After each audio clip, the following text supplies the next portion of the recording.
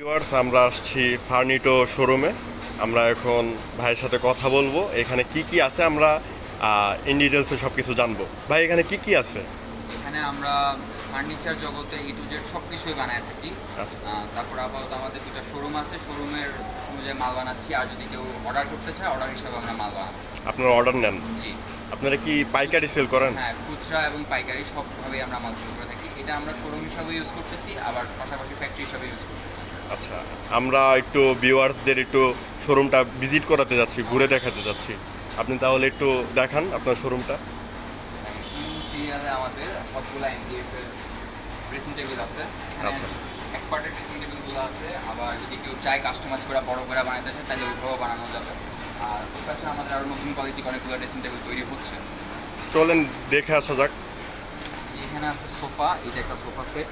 আচ্ছা, এটা এখনো তৈরি হয়নি না? না, এটা কমপ্লিট, ফুল Complete. তৈরি হয়েছে, আগামীকালকে ডেলিভারি হবে। আচ্ছা। এগুলো হচ্ছে আপনার অফিসিয়াল ড্রয়িংয়ে বা ওয়েটিং জন্য জোনে যেই সোফাগুলো ইউজ করা হয় ওগুলো আর কি। এই পাশে আরও সোফা আছে, এগুলো দেখতে পারেন। এবার রেডি সোফা। ওই পাশে 3 পাটের আলমারি, 4 পাটের আলমারি। তারপরে এই পাশে আছে এই যে খাটগুলো। একদম নতুন ক্লাসি যে প্রোডাক্টগুলো, আমরা ক্লাসি প্রোডাক্টগুলো নিয়ে কাজ করে থাকি। এখানে আছে ওয়ার্ড্রপ। এই ওয়ার্ড্রপটা এটা ঢোকো কালার করা হয়েছে। এটা ওয়াটার প্রুফিং, 20 বছরের গ্যারান্টি। ঘুন পোকা সহ, পানি সহ 20 বছরের গ্যারান্টি।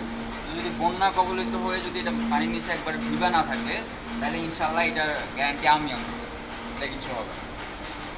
আচ্ছা, সামনে কি আছে আরো দেখি।